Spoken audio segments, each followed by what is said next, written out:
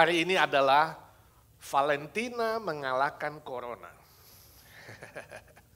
Mari kita membaca firman Tuhan dari Markus pasal 12 ayat 30 dan 31. Kita membaca bersama-sama, menikmati dan mengunyah firman Tuhan perlahan-lahan. 1, 2, 3. Kasihilah Tuhan Allahmu dengan segenap hatimu dan dengan segenap jiwamu dan dengan segenap akal budimu dan dengan segenap kekuatanmu. 31. Dan hukum yang kedua ialah kasihilah sesamamu manusia seperti dirimu sendiri. Tidak ada hukum lain yang lebih utama daripada kedua hukum ini. Saya coba membaca-baca sejarah latar belakang Hari Valentin. Ternyata latar belakang Hari Valentin itu tidak terlalu jelas. Sebab ada begitu banyak versi yang muncul. Tapi secara tradisi,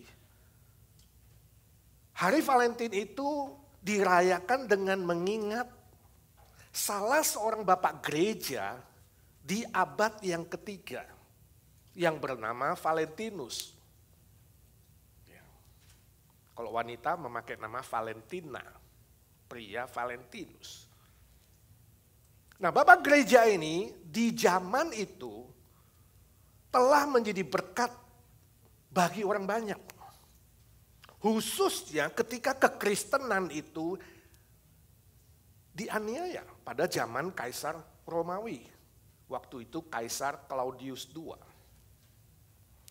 Dia menangkap, menganiaya orang Kristen, ya, melarang orang Kristen beribadah, anti kekristenan sebab Claudius II itu memang kafir.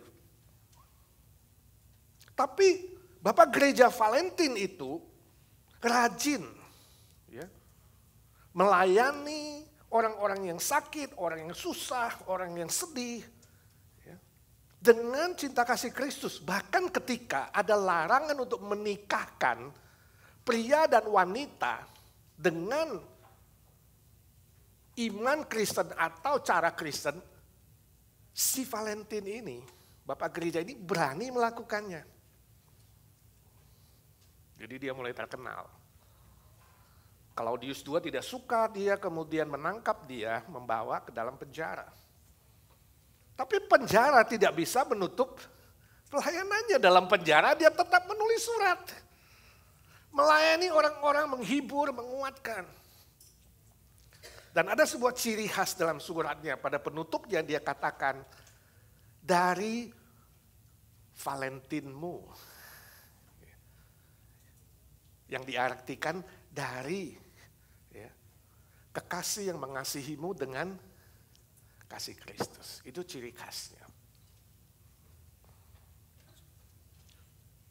Sampai dia kemudian dihukum mati pada usia 94 tahun, yaitu 269 AD. Setelah gereja Kristen itu kemudian diambil alih oleh Roma Katolik karena menguasai begitu banyak, ya, jadi sudah mulai muncul gereja Katolik. Kemudian baru pada abad kira-kira gak jelas juga, ada yang bilang 14, tapi juga ada yang bilang 16, antara 14 sampai 17.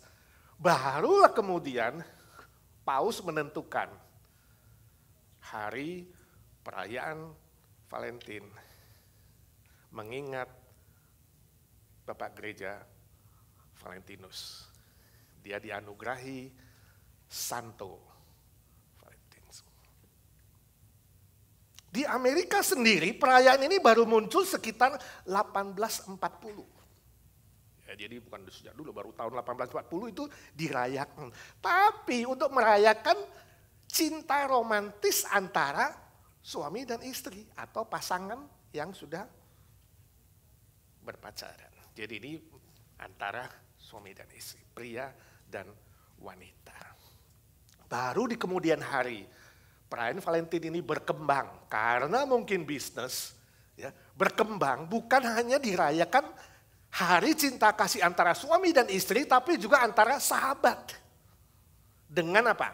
Cara memberi kartu, ya kan? Memberi coklat, memberi manisan, memberi permen, yang lebih kaya beli diamond. Jadi karena bisnis. Jadi kalau cuma suami istri terbatas ya, apalagi kalau udah nikah lama mungkin suaminya pelit, jadi bisnis nggak gitu laku misalnya.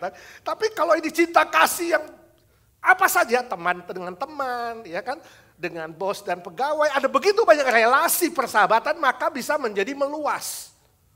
Kemudian meluaslah ke Asia, saudara. Orang Indonesia ikut-ikutan merayakan hari cinta kasih.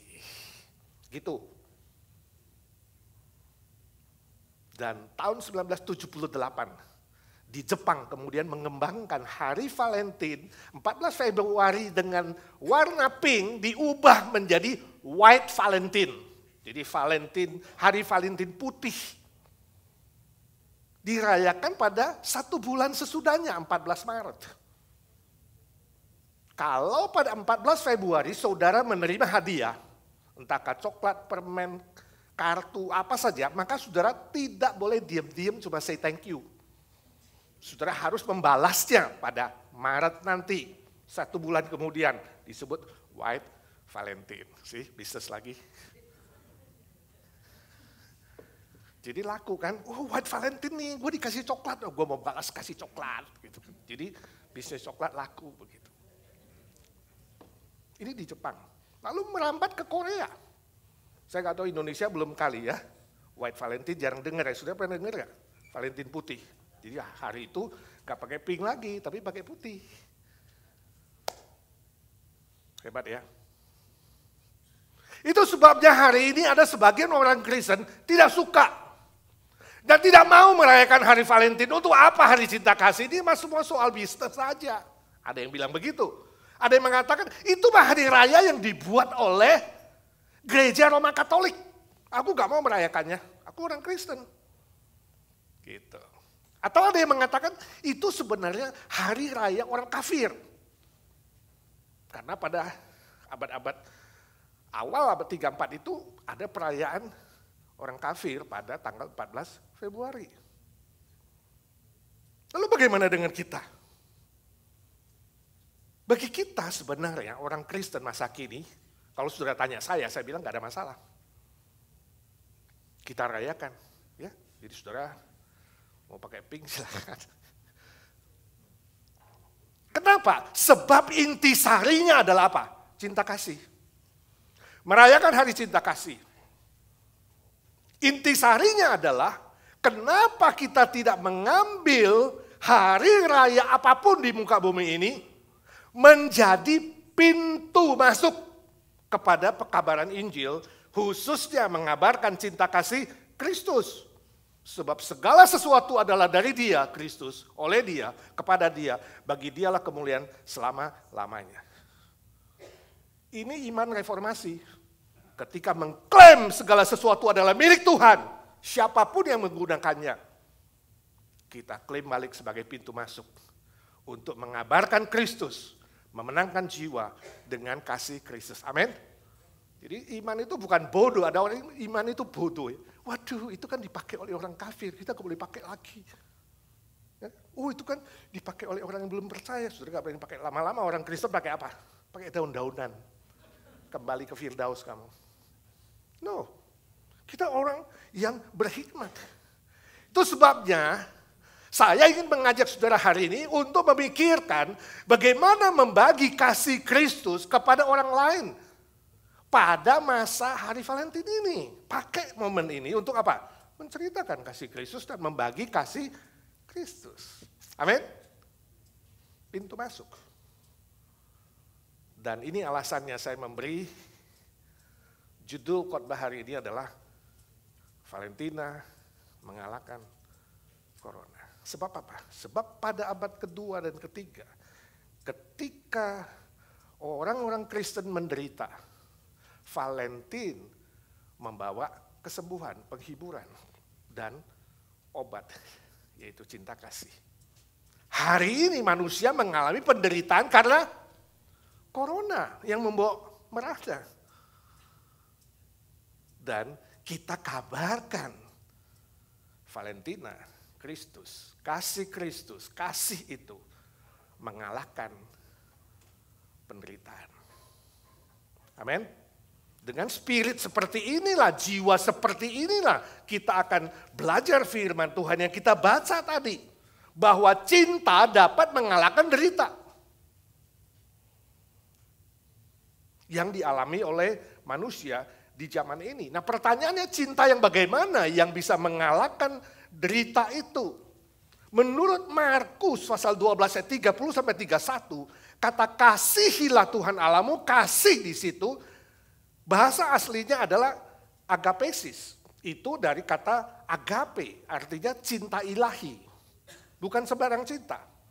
Cinta sorgawi, cinta kasih Kristus yang datang dari sorga, itu agape. Yang rela berkorban, yang rela mengampuni dosa manusia dan memberikan hidup yang kekal. Kasihilah Tuhan Allahmu seperti itu. Dan kasihilah sesamamu manusia. Dengan kasih itu, saudara melihat di sini bahwa kasih kepada Tuhan dengan kasih kepada manusia itu sejajar, sama. Mana yang lebih besar, mengasihi Tuhan atau mengasihi manusia? Sama. Hukum pertama dan hukum yang kedua yang sama dengan itu, sejajar. Artinya apa? Jangan kamu mengklaim kamu sudah mengasihi Tuhan Allah yang tidak kelihatan. Kalau kamu tidak bisa mengasihi manusia yang kelihatan. Dengan mengasihi manusia yang kelihatan, sebenarnya kita sudah mengasihi Tuhan yang tidak kelihatan. Walaupun kamu tidak mengumumkannya, Tuhan tahu dan memperhitungkannya sama. Cukup jelas? Nah, kasih yang bagaimana itu? Bagaimana caranya kita mengasihi begitu? Dengan kasih yang ilahi itu yang pertama, dengan segenap hati. Itu dikatakan, kasihlah Tuhan Allahmu dengan segenap hati. Maka kasihilah manusia dengan segenap hati. Jadi sama, sejajar. Nah hati di dalam ayat ini, itu sama dengan jantung artinya, jantung kita. Jadi hati itu bukan liver, hati itu sama dengan jantung. Ya. Sama dengan detakan jantung yang terus menerus dalam kita. Yang gak pernah berhenti sampai terakhir saudara meninggal dunia. Saudara ngerti gak? Sama. Berarti mengasihi sesama manusia dengan segenap hati berarti mengasihi dengan apa? Seperti detakan jantungmu. Sebuah proses yang apa? Tidak berhenti sampai nafas yang penghabisan. Ada unsur setia sampai akhir. Ada unsur proses terus menerus dan bertumbuh terus menerus. Saudara melihat? Dunia mengatakan atau mengajarkan kita kasih itu adalah apa? Tergantung situasi. Kasih itu tergantung suasana hati. Ya kalau gue senang gue kasih, kalau gak senang sorry ya. Gitu. Tergantung suasana hati. Jadi gak berkesudahan. Ada berkesudahan, kalau kasih yang sejati tak berkesudahan. 1 Korintus 13 ayat 8a. Itu dunia. Dunia juga mengatakan bahwa kasih itu, cinta itu bisa dimakan waktu. Makin lama makin layu, sesuai fisiknya layu. Makin lama makin lapuk, makin bosen. Ya kan ada suami istri yang udah menikah lama, saya gak tahu saudara yang sudah menikah lama masih say I love you gak kepada pasangannya? Atau Pak udah tua ngapain sih bilang-bilang I love you? Sekarang yang sering bilang juga I love you. Lempar pakai lap aja habis. Sebel gua lihat dia bangun pagi aja udah mulutnya bau. Misalnya I don't know. Ya kan? Jadi makin lama makin bosen. Tergantung fisiknya makin layu, makin gak suka, makin benci, makin saling menolak. Ini dunia. Tapi tidak dengan orang Kristen. Cinta orang Kristen itu sejati sebab datang dari Tuhan.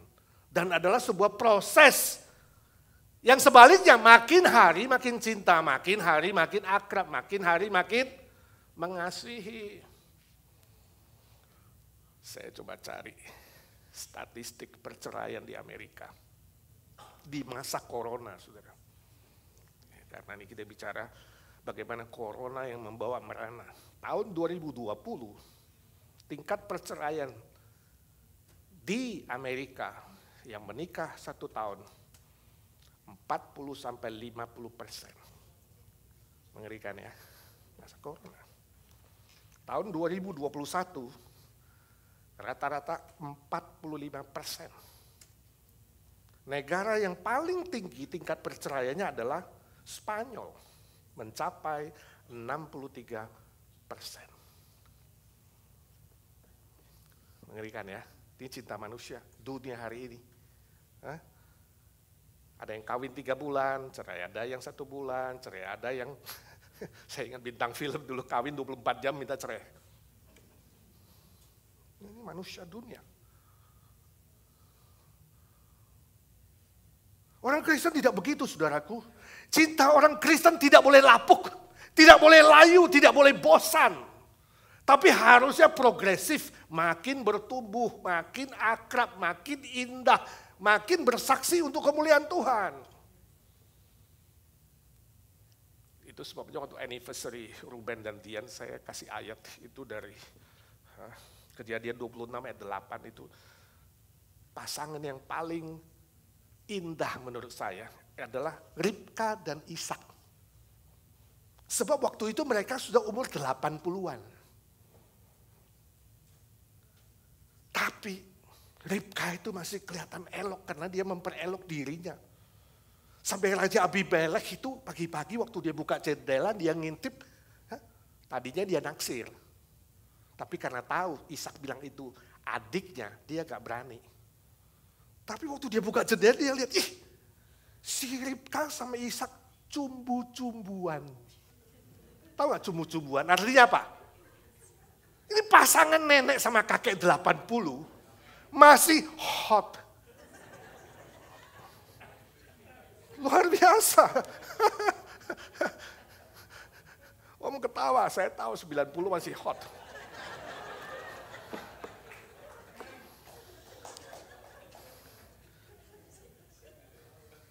Ini sebuah contoh. Ya. Sampai rajanya itu sampai jealous. Ya tentu saudara kalau lagi cubu-cubuan jangan kasih orang lihat dong. Tapi poin saya adalah bagi saudara yang sudah menikah jangan pernah bilang makin lama makin gak cinta. Itu salah. Makin lama makin bosan itu salah. Makin lama makin layu itu salah. Harus berkembang. Ya, bertumbuh. Dan bagi saudara yang belum menikah ataupun relasi persahabatan sama. Mengasihi sesama itu dengan segenap hati artinya ada perkembangan progresif terus menerus. Kalau jadi sahabat jadilah sahabat yang setia. Sudah tahu apa sih tanda satu aja tanda sahabat yang setia? Lain kali kita khotbah soal sahabat yang setia. Waktu kamu kesusahan dan orang-orang meninggalkan kamu, sahabat setia itu ada di samping, menghibur, menguatkan. Dan membangun. Jadi sahabat seperti itu saudaraku. Amin. Yang kedua, segenap jiwa dan segenap akal budi ini saya gabung. Ya. Artinya, ya, bahasa Yunaninya akal budi di situ adalah dianois. Dianois itu artinya daya pikir, logik. Yang berpikir logika dan pakai apa? Jiwa itu perasaan, syuke di situ bahasa aslinya. Syuke itu pakai perasaan dong. Kalau mengasihi itu pakai pikiran, pakai perasaan. Kenapa? Ini artinya balance. Mengasihi yang benar adalah mengasihi dengan seimbang antara pikiran dengan perasaan. Ini harus seimbang, saudara. Ya. Cinta kasih yang benar, yang sejati menurut firman Tuhan. Kenapa? Karena dunia ini mengajarkan bahwa cinta itu buta. cinta itu buta. Kalau kamu udah cinta, udah gak usah banyak mikir lah. Tabrak aja. Ya kan gitu kan. Cinta dunia. Gak pakai otak. Gak pakai perasaan. Gak pakai telinga untuk dengar-dengaran. Gak pakai mata untuk lihat dengan benar. Pokoknya kalau udah cinta, apapun dijalanin, betul gak? Gunung didaki, sungai diseberangi, laut diterobos, matilah. Ya kan? Ini cinta ABG, anak baru gede. Ya. Istilahnya bilang cinta monyet. Kenapa dibilang cinta monyet ya? Kalau cinta yang belum dewasa itu bilang cinta monyet, cinta anak-anak.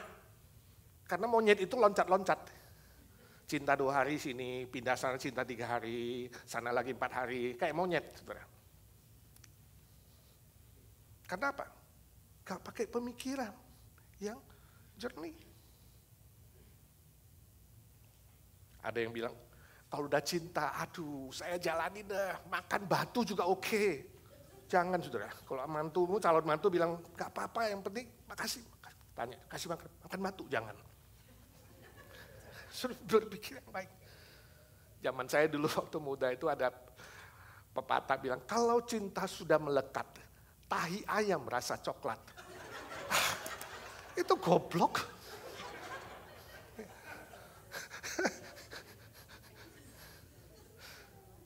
Jadi cinta itu bukan asal menggebu-gebu, asal emosional, asal meledak-ledak. Ya.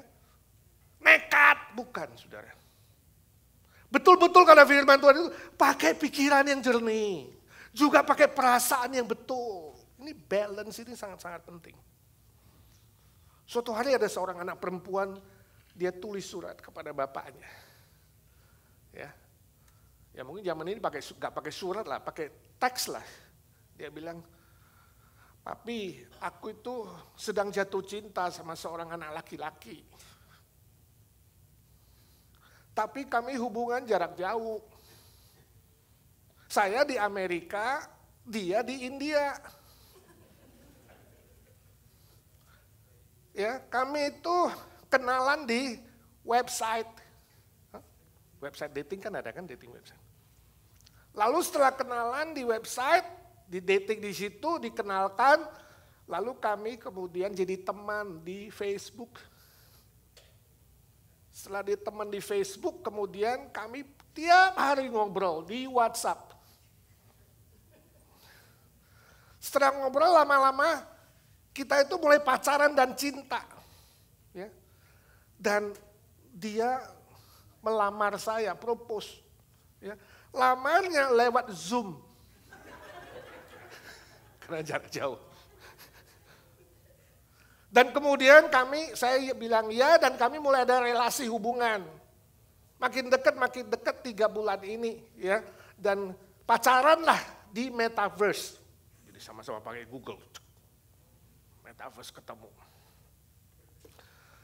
Sekarang papi, coba kasih nasihat lah. Kayaknya kami pengen menikah nih. Minta berkatmu papi. Lalu bapaknya balas, wow anakku, ini sungguh-sungguh luar biasa di zaman corona. Kamu bisa ketemu seorang pria seperti itu. Papi setuju, kamu boleh menikah di YouTube. Lalu kamu boleh bersenang-senang, honeymoon, jalan-jalan senang-senang di Twitter dan Tango. Lalu kalau mau punya anak, belilah di Amazon. Dan kirim pakai PayPal. Dan Dedi kasih nasihat, kalau kamu sudah bosan sama suamimu, juallah dia di eBay.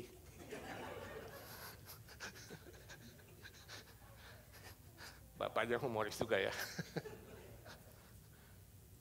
Ini cuma contoh saudara, cerita humor di zaman ini.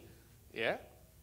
Ketika manusia sudah tidak memiliki cinta yang seimbang antara pikiran dan perasaan. Ini abstrak di dunia yang disebut realita. Mereka gak mau bilang gak realita sih. Ini realita tapi virtual sih. Seolah-olah bilang, ini enak tapi gak bisa dirasain. Tapi bener enak. Bingung kan manusia kini?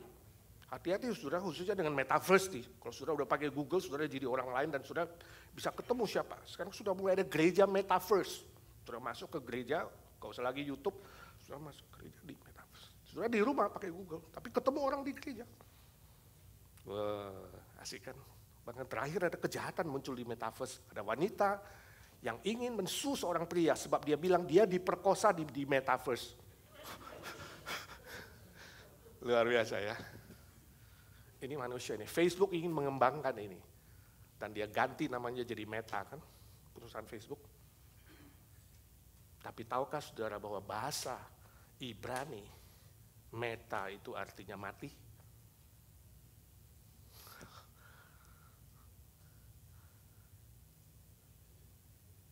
Ini yang terjadi saudara, dunia kita.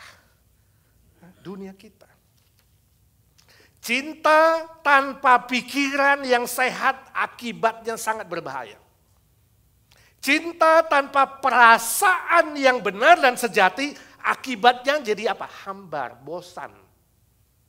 Gak ada nilainya, kaku, dingin, kejam bahkan.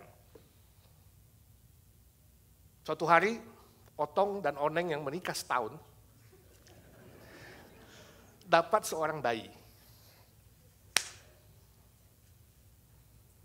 Bayinya cakep. Suatu malam, di tengah malam, bayi ini menangis.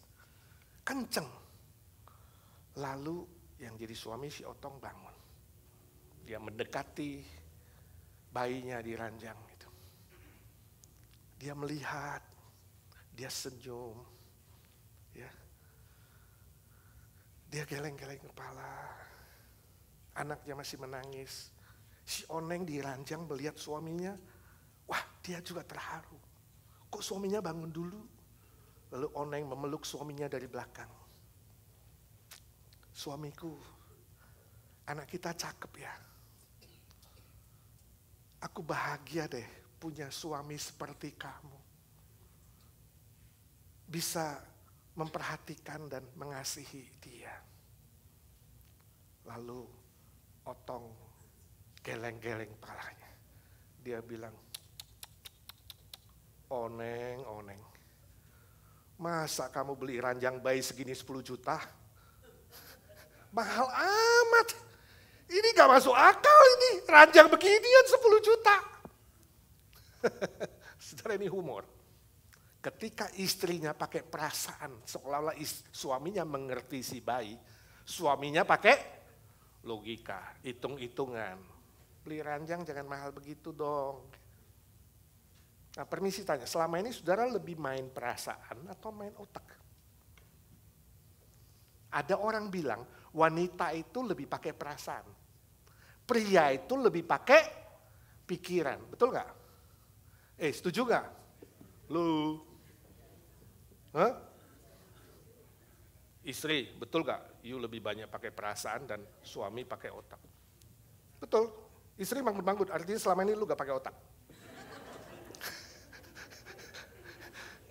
Saudara, sebenarnya sama saja. Pria dan wanita sami mawon, sama saja. Ketika dosa masuk dalam dunia, pikiran kita dan perasaan kita sudah tercemar. Amin? Sama saja. Itu sebabnya tanpa kasih Kristus yang dilimpahkan di pikiranmu dan hatimu, saudara tidak mungkin bisa memakai pikiran dan perasaan dengan seimbang. Sebab itu minta sekali lagi, Tuhan curahkan cinta kasih-Mu dan curahkan hikmat-Mu. Sehingga aku tahu kapan harus sungguh-sungguh pakai logika yang benar, kapan harus pakai perasaan yang benar. Itu hikmat. Dan kamu bisa mengasihi dengan baik dan benar, baik hubungan suami istri, baik hubungan persahabatan, hubungan apapun. Sungguh-sungguh dengan segenap pikiran, segenap perasaan. Jelas? Yang ketiga, segenap kekuatan. Nah, ini bahasa Alkitabnya adalah iskouos. Iskouos itu artinya kemampuan untuk bisa melakukan sesuatu dengan baik dan benar. Kemampuan, itu kekuatan di situ. Jadi kekuatan bukan hanya untuk menunjuk kepada kekuatan, saya kuat nih, bukan. Tapi ada sebuah kemampuan untuk melakukan sesuatu. Itu yang dikatakan oleh firman Tuhan. Dengan kata lain, ada sebuah pengorbanan untuk melakukan sesuatu. Ada sebuah kesiapan untuk membayar harga mahal. Nah, ini kasih yang sejati. Berbeda dengan kasih dunia. Dunia ini mengajarkan bahwa apa? Oh, cinta itu ibarat kalau kamu mimpi yang indah-indah. Cinta itu senang-senang aja gitu. Oh, itu keliru. Cinta yang sejati itu ibarat uang logam yang ada dua sisinya. Ada susah, ada senang, ada sakit, ada sehat. Ada waktu kelimpahan, ada waktu kekurangan. Ada ups, ada down. Itu cinta. Itu sebabnya dalam upacara nikah selalu pendeta itu tanya, apakah kamu menerima dia jadi istrimu atau suamimu? Waktu susah, waktu senang, waktu kaya, waktu miskin. Waktu sehat, waktu sakit, waktu cakep, waktu peot. Nah, itu enggak, yang belakang. Tapi itu maksudnya, ya, tidak tergantung situasi, tidak tergantung kondisi, tanpa syarat. Rela berkorban, rela membayar harga, itu cinta yang sejati. Sebab itu saudaraku, hadapilah dan jalanilah cinta kasih itu dengan segala kemampuan untuk rela membayar harga, baik antara suami dan istri, antara orang tua dan anak, antara bos dan pegawai, antara teman dan teman, semua relasi. Kenapa orang dunia suka bilang, lihat rumput tetangga lebih hijau? Sudah sering lihat rumput tetangga enggak? Lebih hijau enggak? Kalau saudara lihat rumput tetangga memang lebih hijau, itu artinya tetanggamu apa? Bayar harga. Hah? Dia melakukan sesuatu, dia siramin, dia kasih pupuk, dia kasih modal, ya. Sehingga rumputnya hijau. Dia gak pelit, dia keluarin kredit cardnya nih, silakan beli nih, make up dari Paris, sepatu dari Itali, ya kan? Baju dari mana? Made in China, tas dari Cibaduyut, pokoknya ada modal gitu ya. Jadi yang jadi suami jangan pelit-pelit. Kalau kamu mau istrimu kelihatan hijau, kasihlah yang hijau-hijau maksud saya. Wanita itu cuma butuh dua macam, diperhatikan itu yang pertama, kedua, duit. Setuju istri?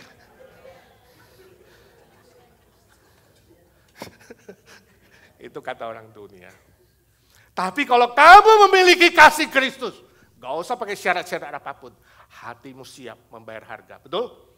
Kasih ginjal satu pun kamu siap. Bila perlu. Rela berkorban, seperti Kristus sudah berkorban.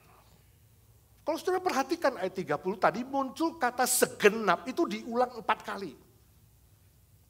Segenap, segenap, segenap, segenap. Artinya apa?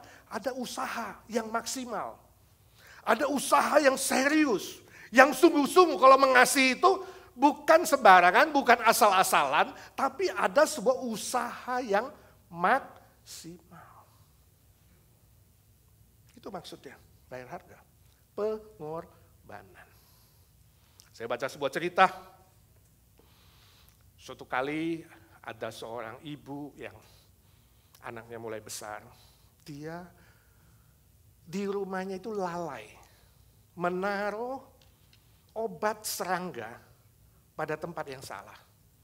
Nah, entah bagaimana anaknya yang masih kecil kemudian bermain dan mengambil itu dan meminumnya. Bayangkan kalau saudara ibu rumah tangga gimana.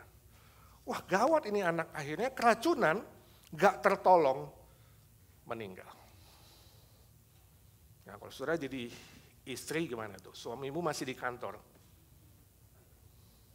Lalu ditelepon suaminya pulang. Dan melihat anaknya terkapar dan gak tertolong.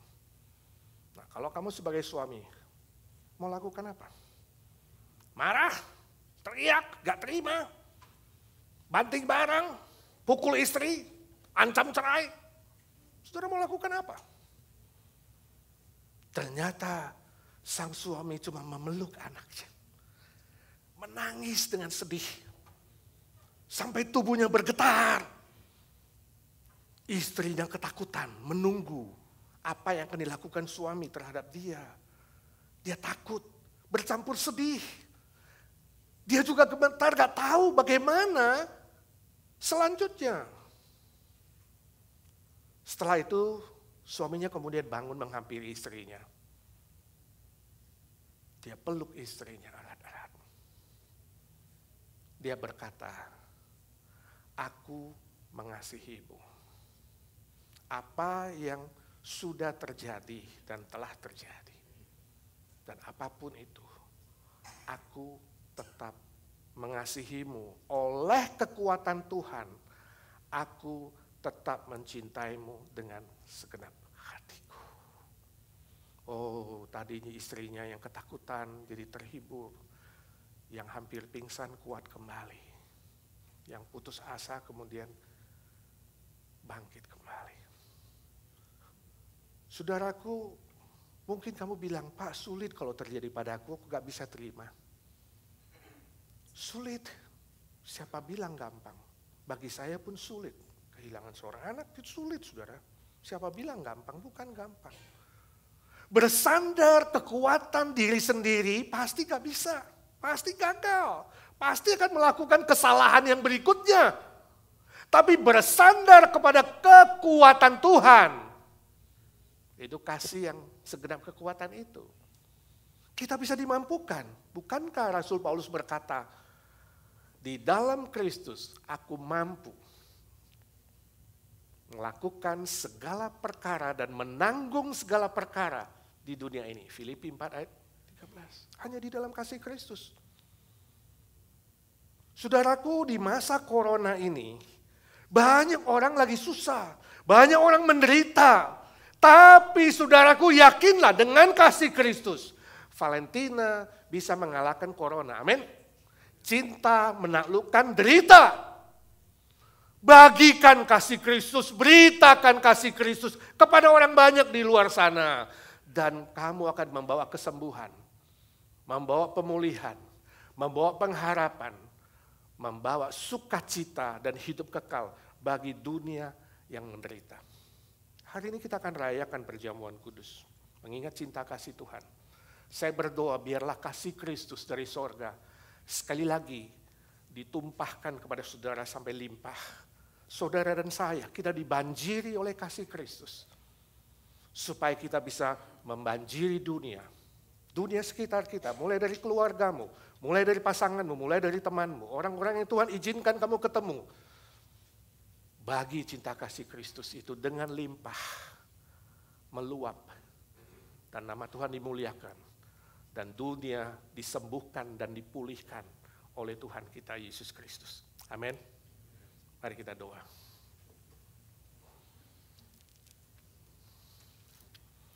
Tuhan Yesus, kami tahu bersandar kekuatan diri kami tidak mampu mengasihi.